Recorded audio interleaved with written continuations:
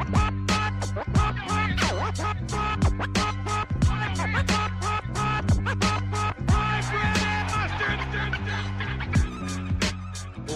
base hit into the gap. They can win it with junior speed to stretch. And the 0-1 pitch on the way to Edgar Martinez. Swung on the line down the left field line for a base hit. Here comes Joy. Here is Junior to third base. They're going to wait him in. The throw to the plate will be late. The Mariners are going to play for the American League Championship. I don't believe it. It just continues. My, oh my. Edgar Martinez with a double. Whip down the left field line, and they are going crazy at the Kingdom. If you watch the game, you might have caught this. Gino is rounding the bases, does all his stuff that he does. A massive hit, rounding third, coming home. And who is on deck? Jorge Polanco.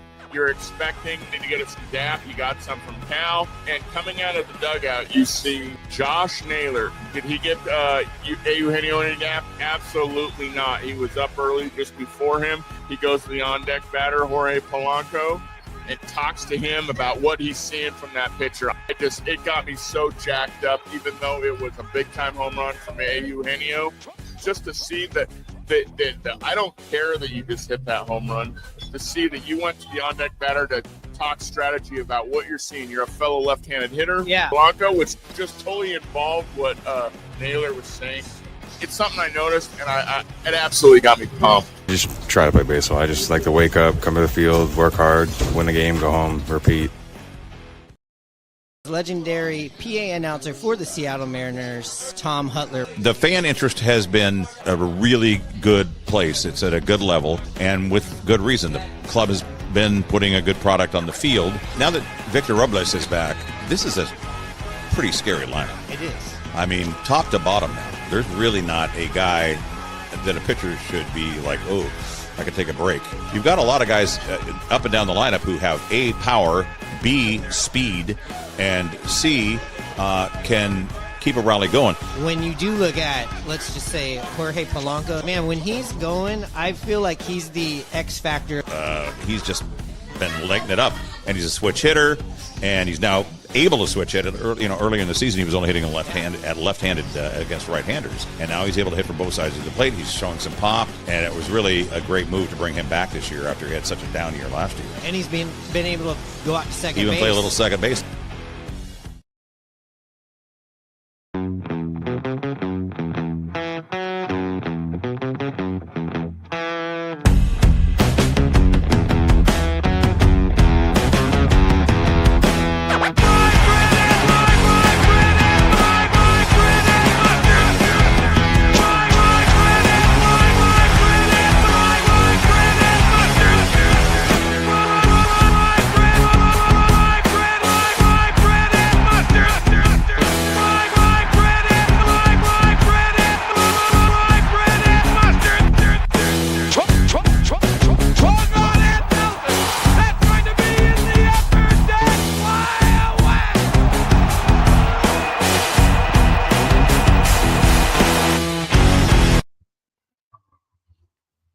What up? This is Myron, and you are checking out the Rye Bread and Mustard, a Mariners podcast. Down on the docks, on the other side of the tracks, Dive Bar Podcast, the 5-star Dive Bar Podcast about your Seattle Mariners. And I'm coming to you right now live here on YouTube. If you're getting this on the podcast side, you can always get a little bit earlier on the YouTube side, right, Hannah?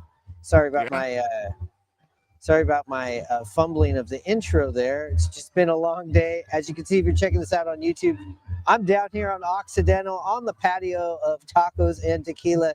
Would have loved to have done this podcast a little bit earlier when it was crazy in here, but it was too much. This is the game that the Mariners fans have been waiting for. And listen, if you're looking for our last 2 episodes, sorry, we just didn't record it. We didn't feel like just, I don't know. Take it from here, Hannah. Yeah, just some bummers of the games. But man, going through all that and then to have this happen, I mean, it's just a Mariner way, and it's pretty incredible. It is absolutely incredible. And listen, give me a little bit of credit. Maybe my bad streak is my curse that I had going on this year that we've had a lot of fun with Grandma Norma, you. My mom doesn't like it, but I mean, I'm sitting in here at this game after. Let's mention I went to the game on Tuesday. What a disappointment being down there. I mean, the amount of money I paid for the ticket, I felt like I got a deal. And then I looked about the second inning after I was already in there, and I was like, damn, I should have just been a little more patient. Maybe I could have saved $50-$60. Well, I would have missed everything. I got to see Julio hit the home run. I saw a couple of clean innings in that game, and that was about it. It was pretty miserable. I mean, I just remember at one point, if you checked out the social media, I was looking down and everybody had that stupid Raleigh shoe on their head, and I just said, I'm out of here. And yesterday's game didn't have the heart to come down here. We were hiding out up in Edmonds up at the Highliner, stuffing our faces on half-off wings and $5 nachos up there. It's far away from this place to be like, well, maybe that's the reason. And guess what? I didn't tell you this, Hannah. I accidentally left the magic pumpkin, the rye bread pumpkin, at that bar. So as I'm standing in this stadium right here over my shoulder, I'm standing in Edgar's.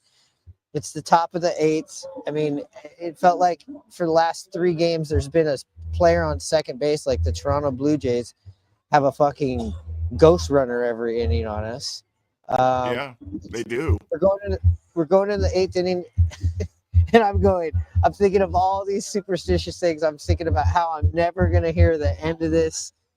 And look what happens. Cal Raleigh drops one on us in Edgar's. I mean, literally on us, Hano.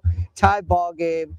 Gino hits his second home run, not to mention breaks out the rye bread and the mustard, calls up Grandma, grand slam. I mean, I've been in there when it has been loud and crazy. And look, it's an early game, and you would have thought you were at an 11 o'clock ending to a game. And it was crazy just to walk out at T-Mobile Park, and it was still light out. It was actually golden hour, and we'll put some footage of that on our T-Mobile Park. I mean, there's nothing like a good celebration, good victory celebration when someone's climbing the telephone pole, you know. So we got a little bit of that action. Okay, let's talk about what's going on the broadcast side. I mean, I got more to talk about. I mean, and I just mentioned we're doing this out on the patio now. Every one of these bars was so packed and loud about it, even up to about 45 minutes ago that we couldn't do this show.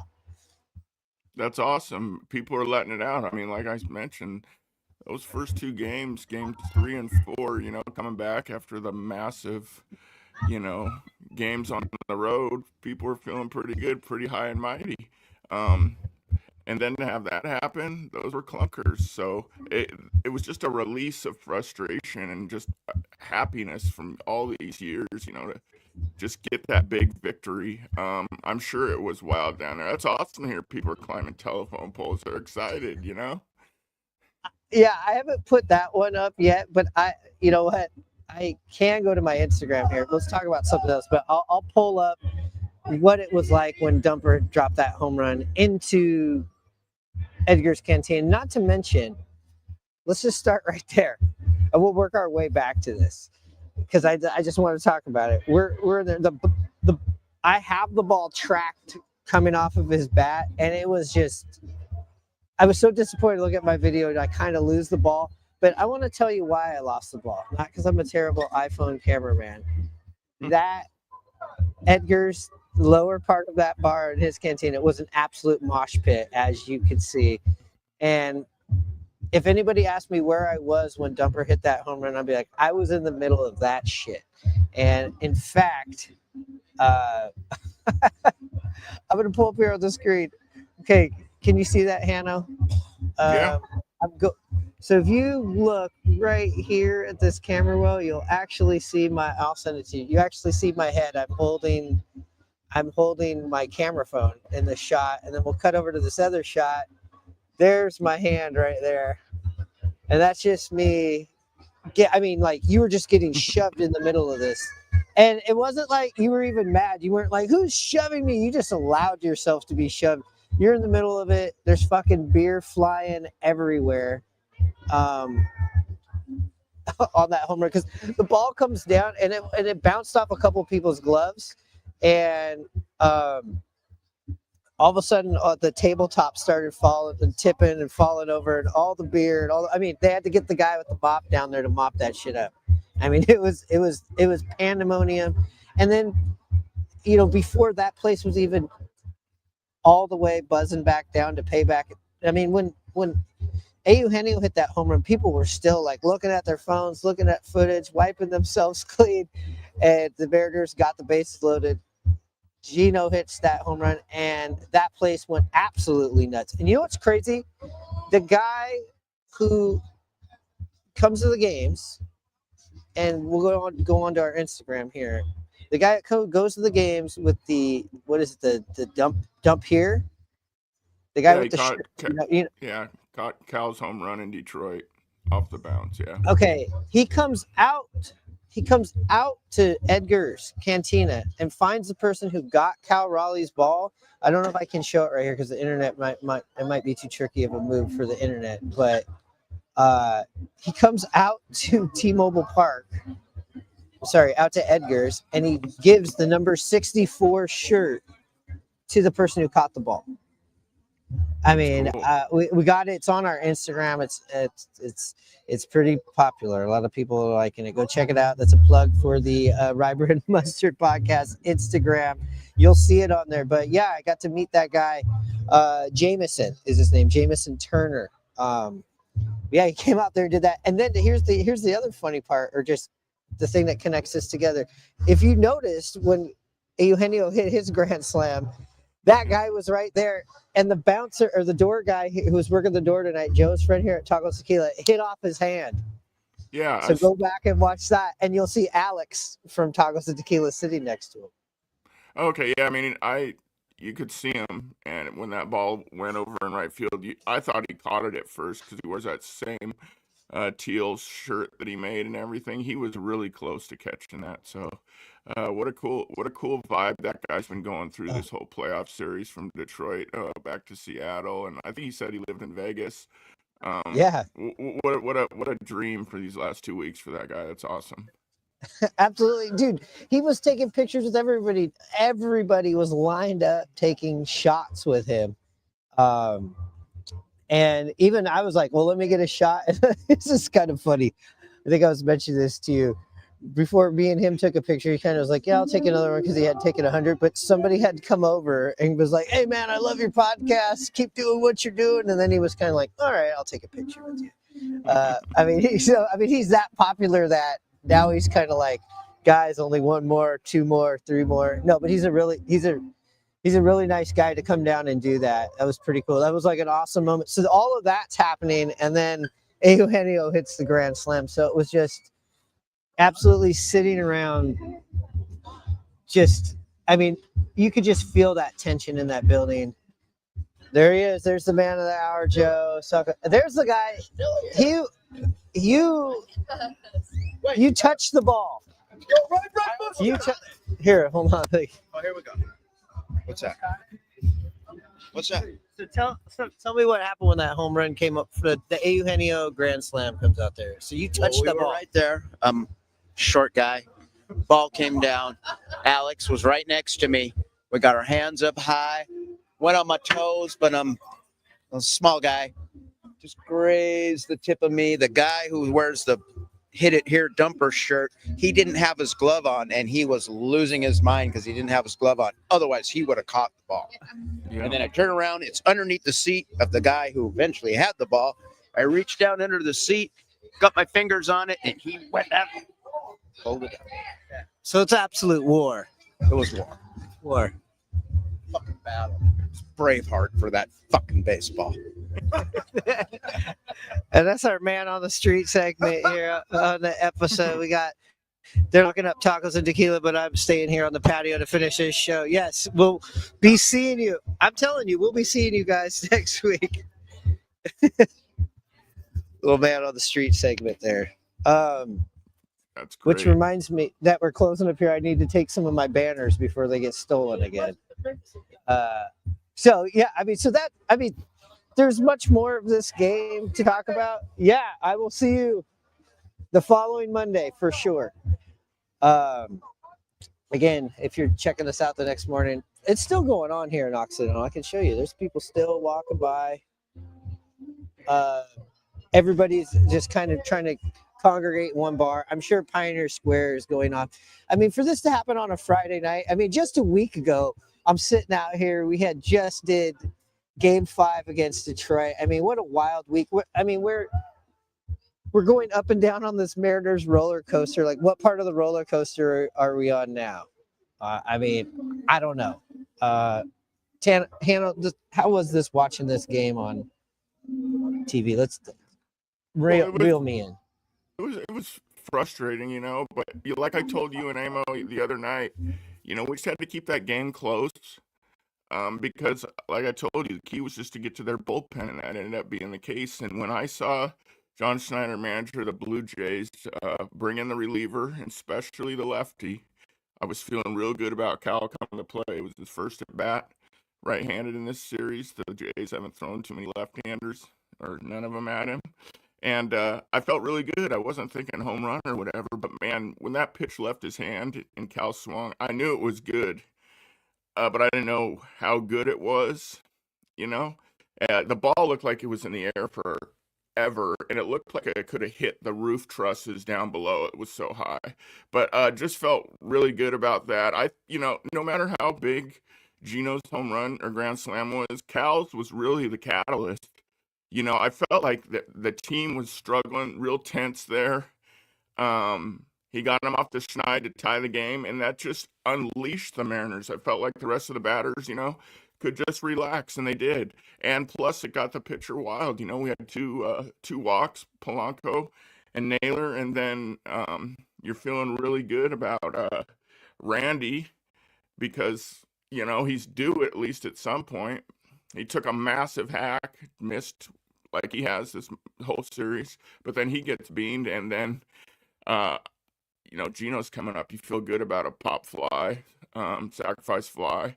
But just think if Cal hadn't gotten on the base, and even though that other stuff happened, the Mariners would be down one, and imagine how you'd feel, how stressed you would be at that moment. And there was no stress on Gino, and he connected. It was awesome. Yeah, I could tell Gino. Well, obviously after the first home run, you knew, and early on in the game, you're like, all right, Gino's feeling it. And then I think he had another pop out of sorts, but I was like, oh, okay. But it was a mile high pop up. So I know he was connecting to the ball, just the angle was off. And I had forgotten about Gino even after that Cal home run again. And then when they got the bases loaded, what happened there in that situation? Because again, it was pandemonium out there. They didn't decide to bring in a pitcher, or did they switch it for Gino? Yeah, they brought in a new pitcher for Gino. That's right. Okay. The guy threw gas and had a hard slider. I was a little surprised, it was a 2-2 count. I thought he might try to get Gino to go fishing a little bit like he has, and he went with a heat. And he didn't miss it. He went with it, and boom! It was, in my opinion, poor decision on the pitching sequence. But man, it worked out for the Mariners.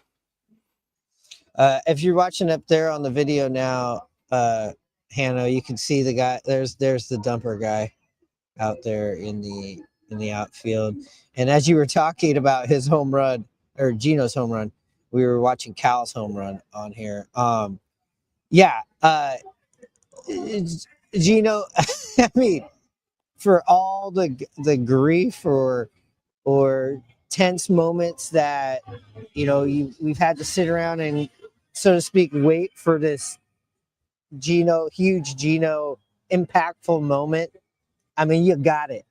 He delivered on a moment, and yes, you're right. Cal Raleigh's home run before that was the catalyst to tie it, to take off the stress from the other guys of being like, we're losing this game. Now you're hunting to win this game. You got Mooney warming up in the bullpen.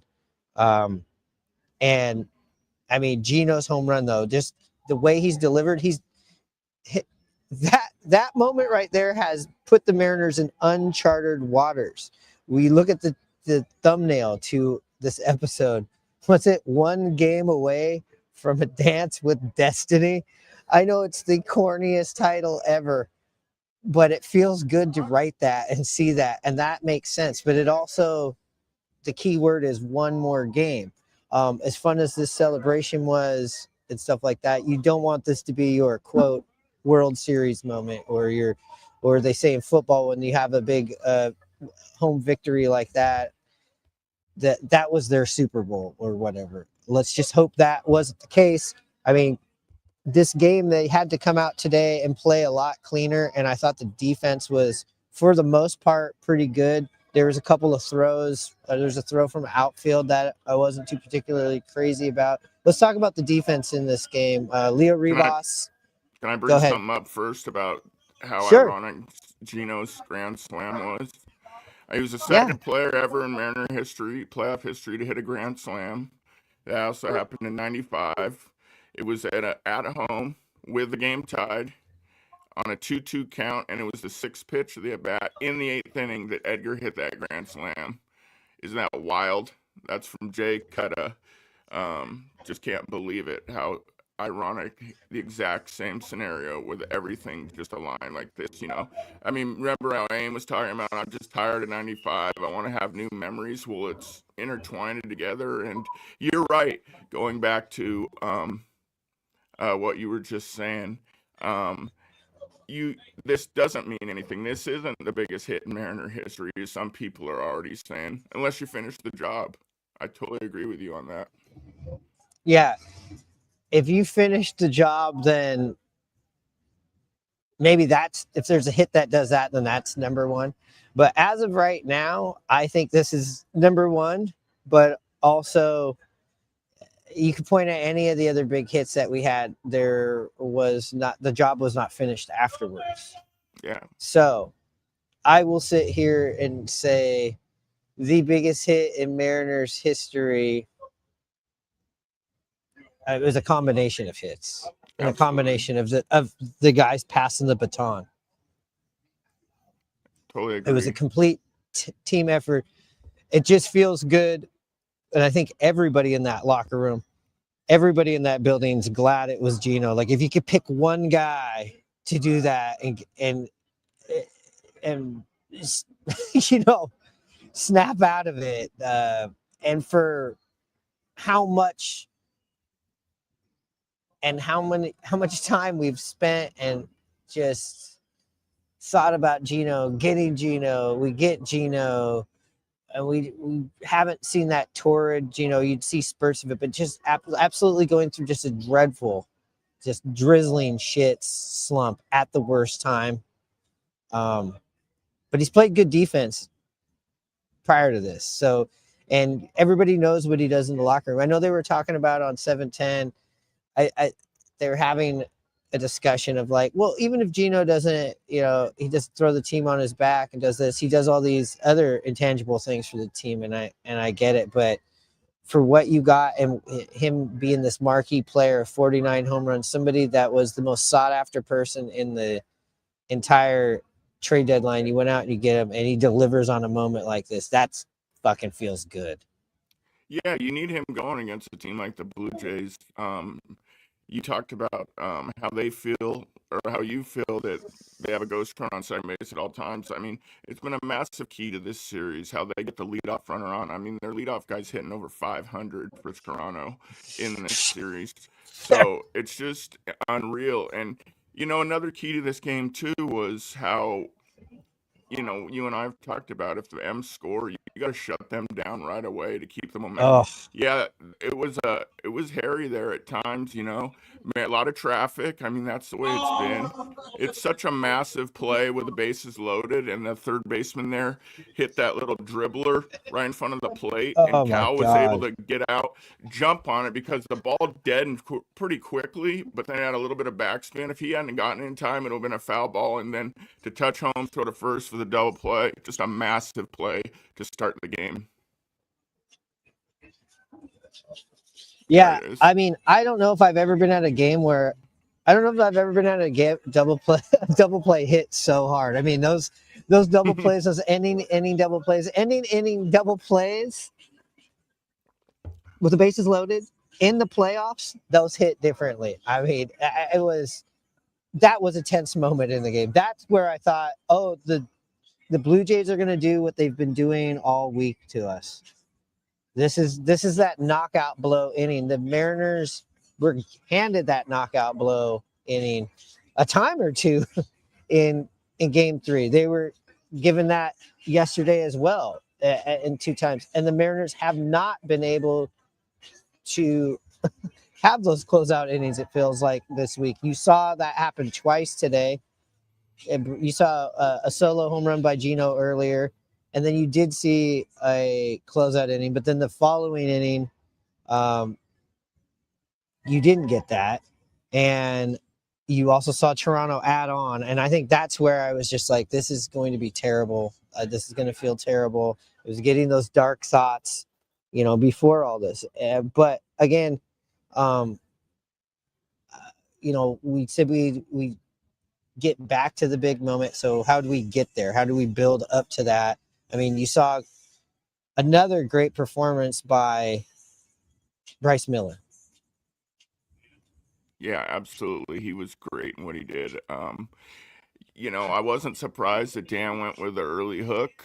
Like I told you, I just felt good about this game if we kept it close, and we've had those breakout innings where they've added on, or we bring a bullpen piece in, and they just weren't good enough. I mean, I'm just glad that we won this game, so we're not going to be talking about the decisions that Dan made out of the bullpen, because tonight they worked. He went and got Brash, and did a good job. Sure, he gave up another run with us, that double in the gap off Springer.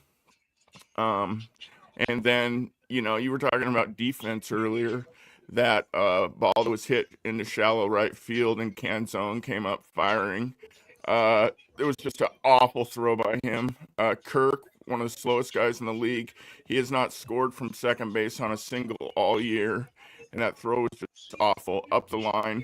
I just don't see how anybody can't make that throw. I mean, it really bothered me. If it was even close to being on the line throw, he's out by a lot. It's frustrating. So then I wasn't feeling too good about things.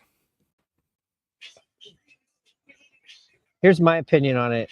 Dom Canzone shouldn't be out in right field. That's the start of my opinion, and that's the end of my opinion. That's as far as I want to go with it, and I agree. I also thought that ball, when it was thrown, was so terrible that I thought the ball should have been cut.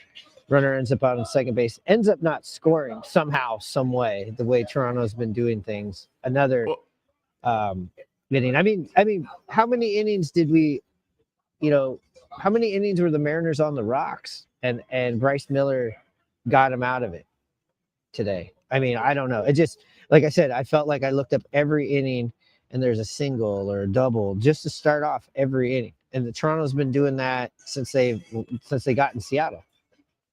Yeah, like I said, their leadoff hitters hitting over 500. I mentioned on the broadcast, and I think even Smoltz mentioned that they were 9 for their last 13 of leading off. I mean, that's just incredible. You know how in the postseason, whenever you get the lead runner on, it gets the momentum going. Even though it's they're standing at first, but they were standing at second quite a few times. There's leadoff doubles.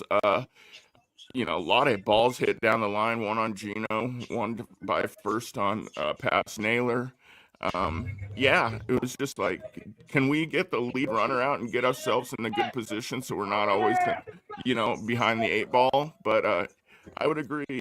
Miller did his job. He's looked the best so far in this series starting the game. He at least can fool these Toronto hitters, and he kept them somewhat off balance. And sure, there was some hard contact, but that's been the case the whole series here in Seattle.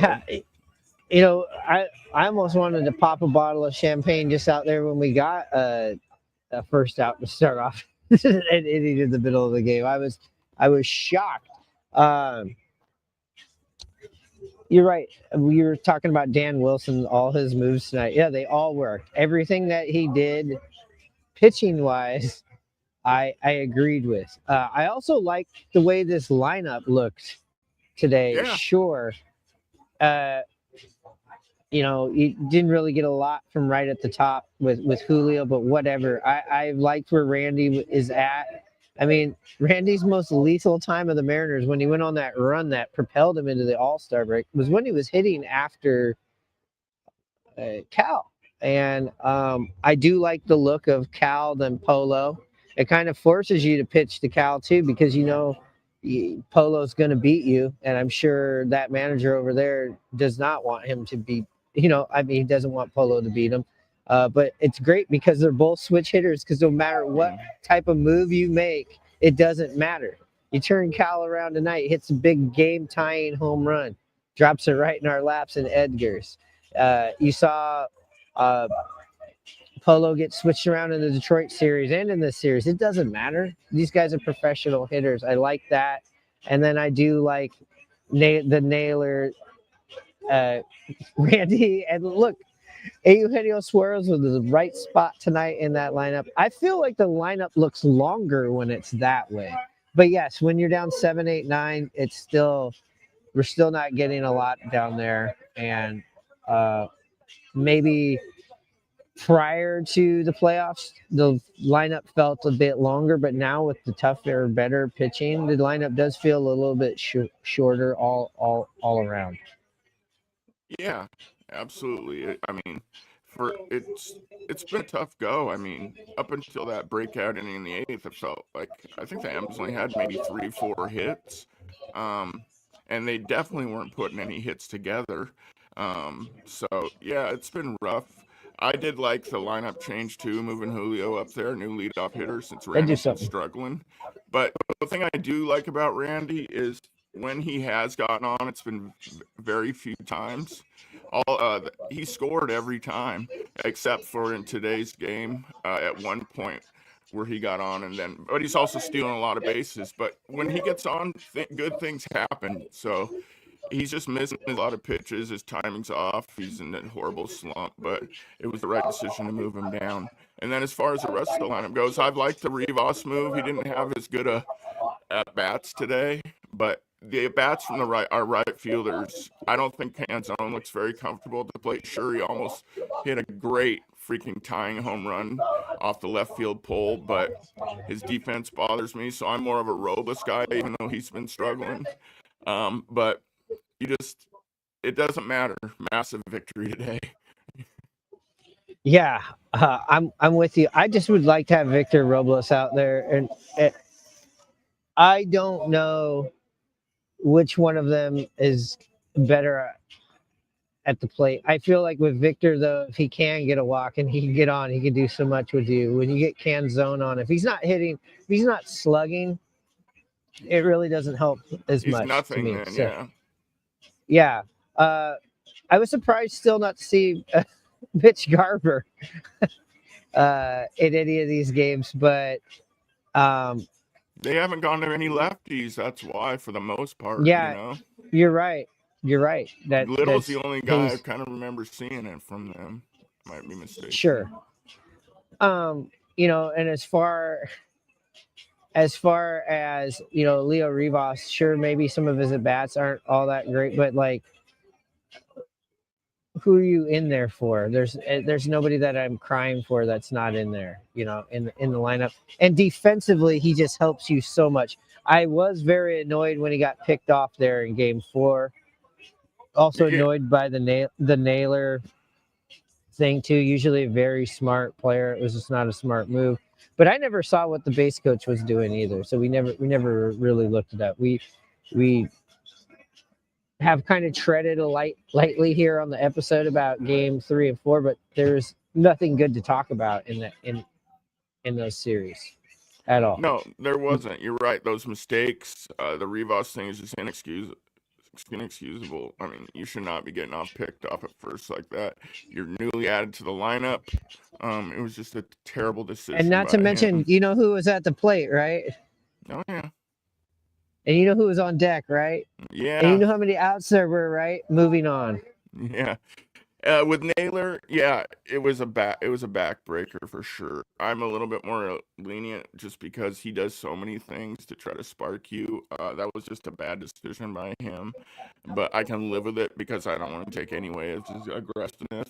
But no doubt about it, it killed the rally, killed the inning, killed the only spark that was going for the Mariners there in Game 4. But man, has that guy been good though this postseason? He's been so good for us. So, I just can't get over. He's 2-3 hits a game, defensive plays. I mean, that pick he had even today to end the game on a poor throw by JP, scooped it. He's just been fantastic. Yeah, absolutely. I echo everything you got to say about that. That's for sure. Yeah. In games 3 and 4, we saw both the starters obviously just hanging out in the middle. I was a bit worried today. Not so much about Miller personally, but just how the team, it seems like the pitching staff will have all these great games in a bunch together. And when they seem to sour together. So that was kind of lingering there in the back of my head.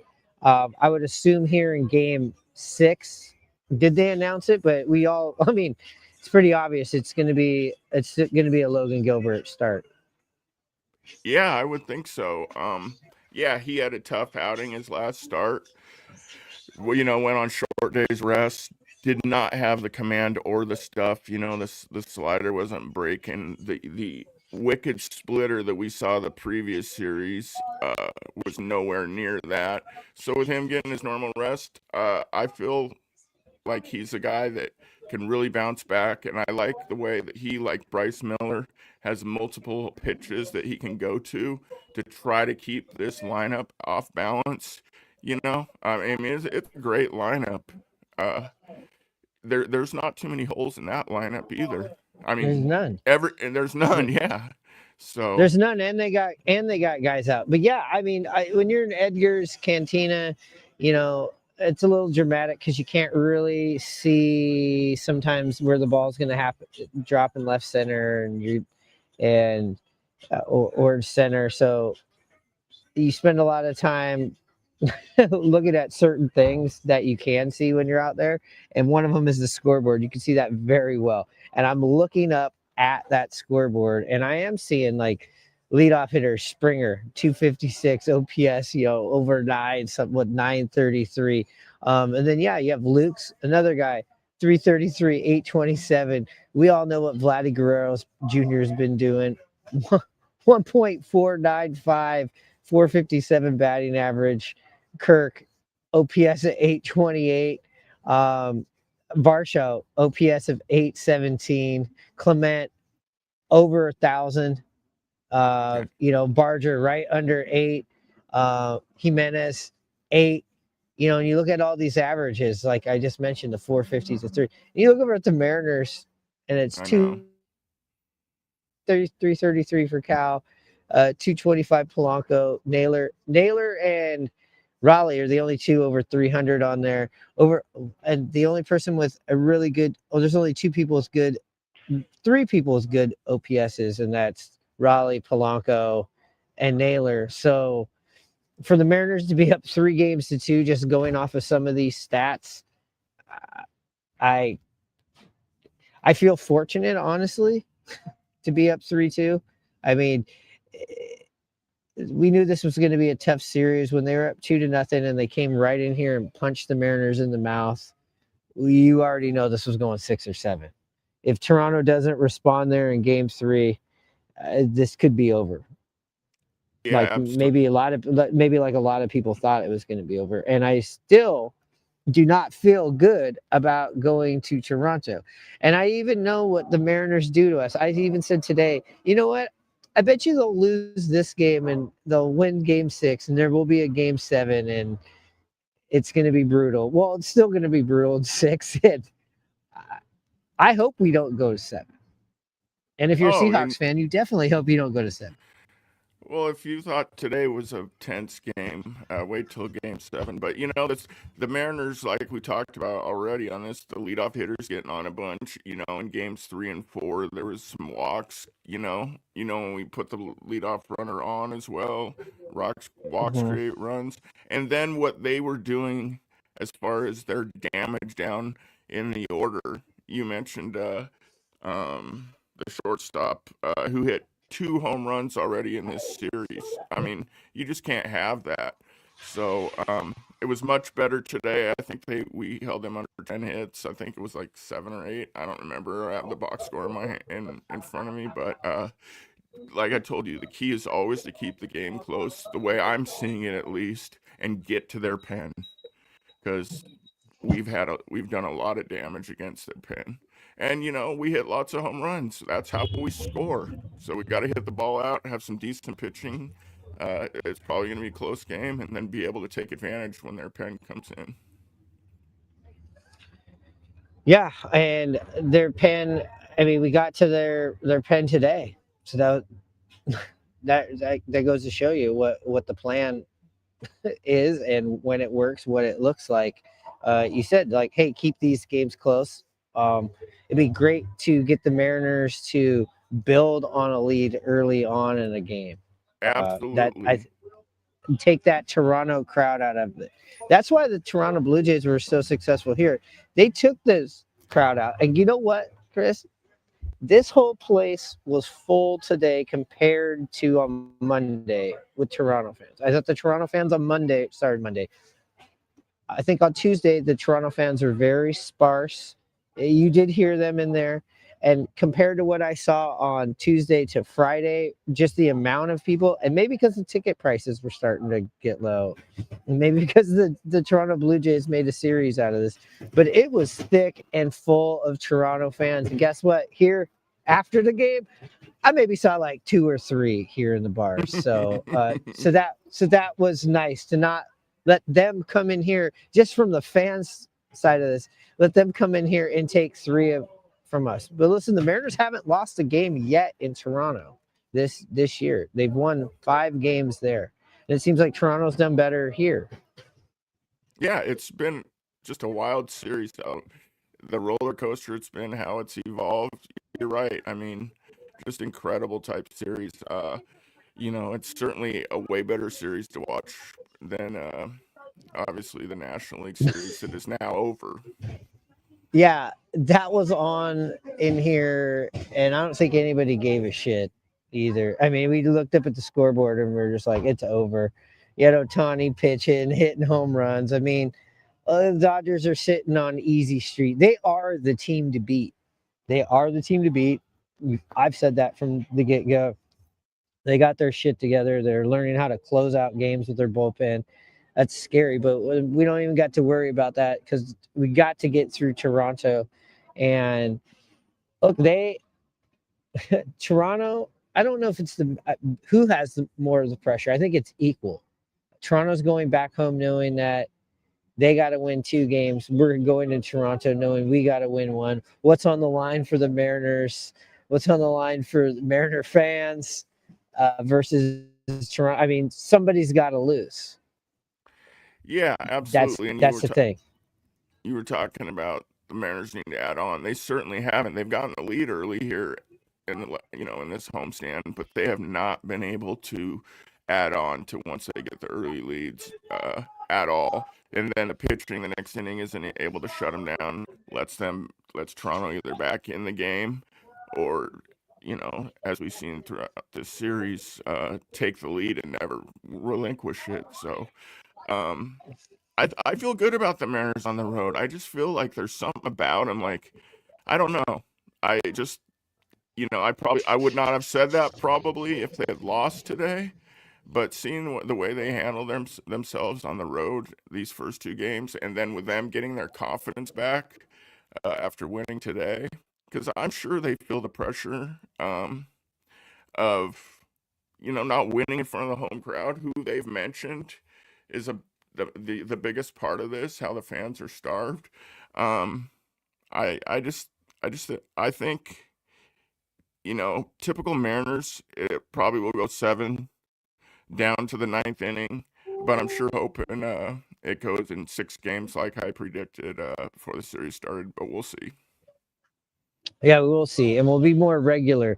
Listen, Monday it was a decision not to jump in the overreaction after game 1, and game 1, game 3, that was the decision as far as an episode. And then yesterday's, just the turnaround and what the storyline was going to be. We held off. If we would have lost tonight, I would have been doing this episode. I would have been at SeaTac Airport because I was supposed to catch a plane tonight. I moved it in tomorrow just to soak this feeling of some relief in down here at T-Mobile Park. And make sure you check out our social media, especially Instagram. We got a lot of fun videos just from my experience. It was fun being at Edgar's because you're like in the shit out there, and the game tonight was played so much down the line. Let's not forget about Dom Canzone's. I think I made another cameo on television. Dom Canzone missing that home run.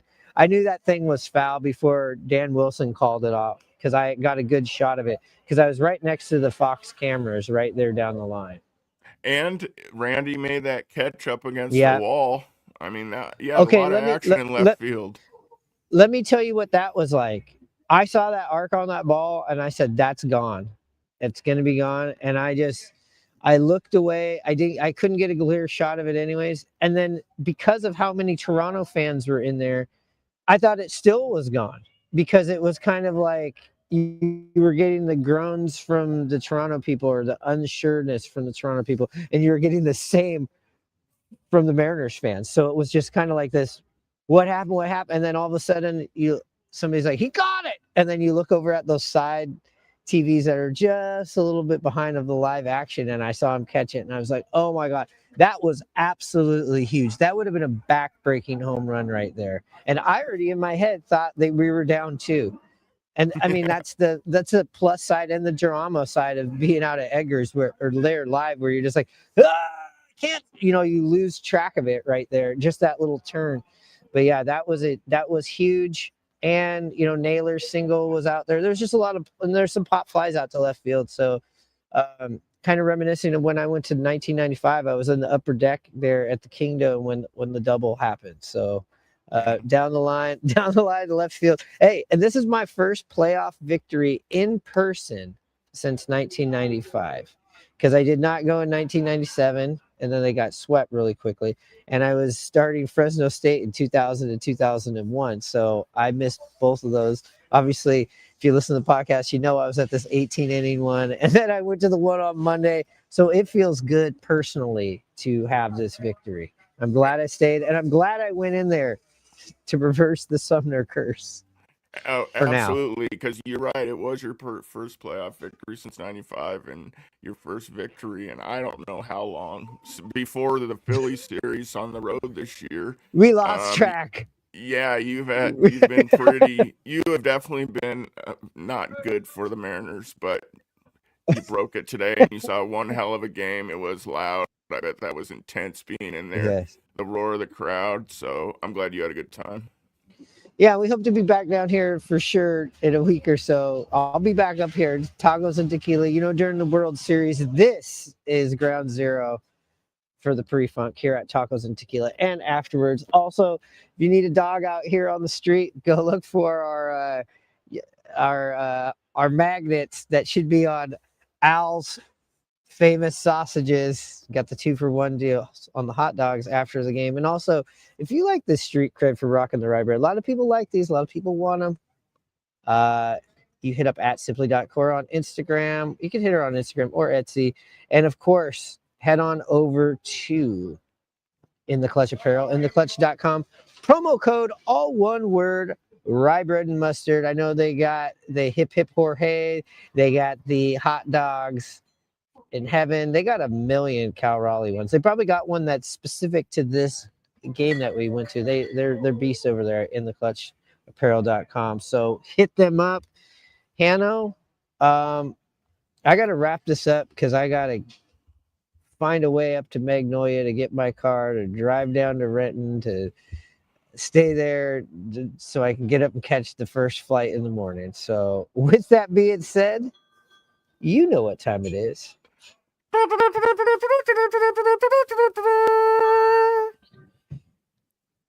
Charge.